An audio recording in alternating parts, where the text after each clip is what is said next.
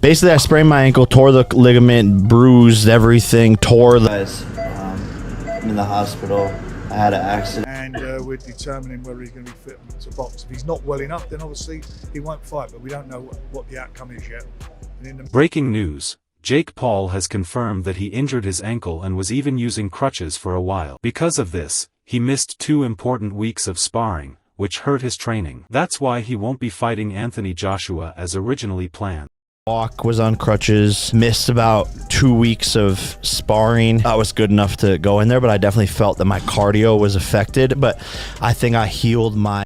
Eddie Hearn says he's shocked and thinks it's ridiculous that Jake Paul pulled out of the fight. He's worried about the massive investments from Netflix and MVP, and how Jake Paul's excuses are causing major problems. It's clear that missing this fight has serious consequences for everyone involved. To pull out with all the money that's been spent and for squeaky bum time is not the way forward. And I think Jake Paul's game.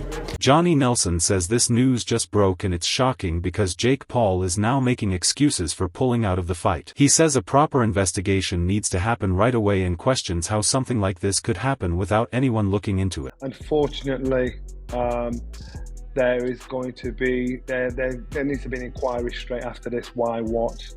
But that's what I'm hearing. This news is as fresh to me as it is you. I'm quite sure when this goes out, it'll be all over the place anyway. Eddie Hearn says Jake Paul doesn't really understand how the boxing business works. He thinks Jake pulling out of the fight with Anthony Joshua because of an ankle injury shows a lack of responsibility and professionalism. While Joshua trains seriously and respects the sport, Jake Paul's excuses make him look inexperienced. Fans and promoters are frustrated because Joshua is focused on building his legacy, while Jake Paul looks like he's avoiding a real challenge and isn't ready to face a heavyweight like Joshua. And he doesn't understand what the business means to us. So, again, this is not something that we do often, but we're not fucking around. Johnny Nelson says Jake Paul's sudden decision to pull out of the fight doesn't look good. He believes the injury, along with the pressure of facing Anthony Joshua. Nelson suggests that the reality of fighting a true heavyweight might be what led Paul to back out. He says this situation makes Paul look mentally unprepared, especially when compared to Joshua's experience, discipline, and strong reputation. While Paul's hype seems to fade, Joshua's status as a real heavyweight continues to grow. Really, really rattled him for him to think of and plan doing something like that. Yeah, because we see things happen. Hale's son points out that Anthony Joshua has never had such a size advantage going into a fight, and Jake Paul would have been completely overwhelmed. Paul pulling out because of an ankle injury only shows that Joshua's size, power, and presence intimidated him. Joshua's strength and disciplined training make him a tough opponent for anyone who isn't fully prepared, while Paul's excuses reveal his fear and lack of readiness. Joshua keeps building his reputation as a top professional heavyweight, while Paul looks like he's avoiding a real challenge.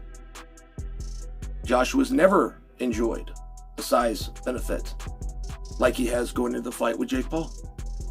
And the only thing about it that could be real or look real or sound real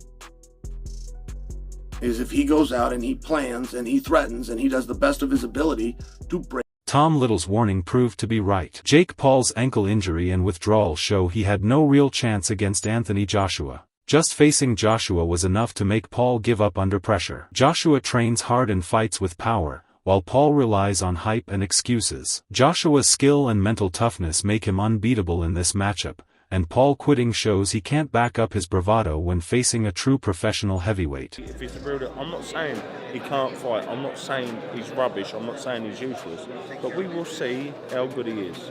And if I'm right in what I'm saying, he'll quit. Frank Warren says Jake Paul's withdrawal was a complete disaster. Claiming an ankle injury to avoid fighting Anthony Joshua turned what should have been a historic heavyweight clash into chaos. Joshua stays disciplined and professional, while Paul's excuses make him look bad. Fans wanted a real fight, but Paul's lack of preparation and mental strength showed, proving once again that Anthony Joshua's dominance is clear. Paul's hype simply can't handle real pressu. Do it or not, this is a car crash, and people will watch it, because that's what people do at car crashes, and that's what this is. Tail Suanen says Jake Paul's lack of experience and credibility in boxing is catching up to him. Anthony Joshua's presence alone exposes Paul's weaknesses, and now Paul is using an ankle injury as an excuse. Joshua's power and ring intelligence are undeniable, and any underprepared fighter would be intimidated. Paul's withdrawal shows he knew fighting Joshua would be a disaster. While Joshua stays calm, disciplined,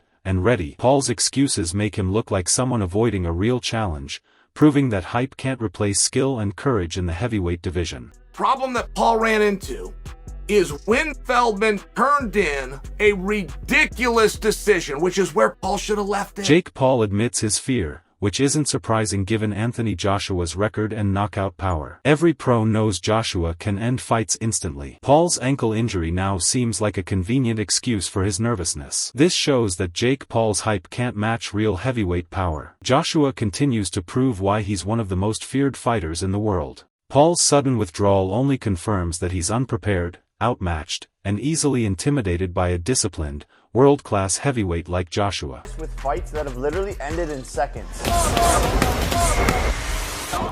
He fought legends: Klitschko, Usyk, Ruiz, Ngannou.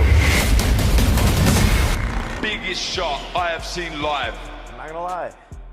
Carl Froch exposes Jake Paul's inexperience and lack of credibility, showing that his ankle injury excuse is really just a cover for fear. Anthony Joshua's power and experience as a top heavyweight make him a completely different level of threat. Paul has never faced a true heavyweight, and any attempt would have ended badly. While Joshua trains, prepares, and fights like a champion, Paul is left making excuses and avoiding the truth. Froch confirms what everyone already knew: Jake Paul isn't ready for this challenge, and Joshua's dominance makes any injury claim look laughable. He's a big punch in heavyweight, and fake Paul's never been in with a heavyweight. Like I said earlier, he lost to Tommy Fury, a cruiserweight. He lost to him. Tommy Fury's not even British level, so you can't chuck fake Paul in with Anthony Joshua and take it serious. Joe Rogan highlights the serious danger Anthony Joshua brings and why Jake Paul panicked. Joshua's one-punch knockout power is legendary, proven against top fighters like Francis Ngannou. Paul's sudden ankle injury now looks like a weak excuse to avoid being humiliated. This shows Paul relies on hype, not real skill, and runs from true challenges. Joshua's size, preparation, and punching power make him a nightmare for anyone unprepared. While Joshua's career shines with discipline and strength, Paul's injury excuse is just a cover for his fear of facing a real heavyweight's power. Because Joshua's going to try to make an example out of him, for sure. And will. I mean, Anthony Joshua's one of the biggest one-punch KO artists. What he did to Francis Ngannou, good lord. Yes. Do you want that? David Hay points out the huge gap between Jake Paul and Anthony Joshua. Paul's ankle injury excuse makes sense now, because Joshua is on a completely different level, both physically and mentally. Standing next to Joshua, Paul's weaknesses would have been obvious, and his lack of power and experience would have shown. Hay confirms that Joshua is a different kind of fighter, a dominant force in heavyweight boxing, and Paul's nervous withdrawal isn't a surprise. Fans now see the reality: Joshua's presence intimidates opponents, and Paul's injury excuse is just a cover for his fear of being humiliated in the ring. Jake Paul can come 15-20% in regards to Anthony Joshua. He's a completely different specimen. Look, you'll see what it looks like when they stand next. Johnny Nelson makes it clear that Anthony Joshua's size and skill make him a terrifying opponent for Jake Paul. The real story is that Paul's ankle injury now looks like an easy excuse, because he knows the power difference is huge. Joshua is expected to dominate, and any hesitation from Paul is just fear. The world sees a focused, prepared Joshua, ready to take control in the ring. While Paul hides behind his injury excuse, Nelson confirms that Joshua's presence alone would make it tough for any lightweight or inexperienced fighter to stand up to him. The Jake Paul in our world.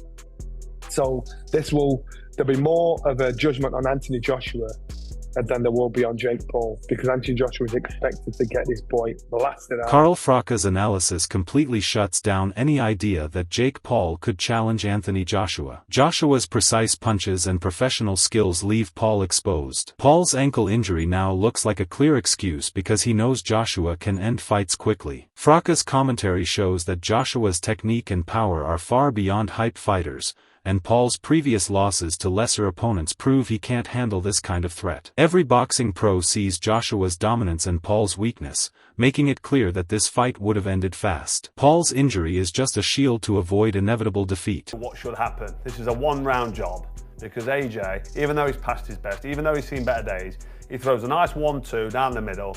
He's got a nice bit of distance, and Fake Paul can't fight. He just can't. I don't care what anybody tells me.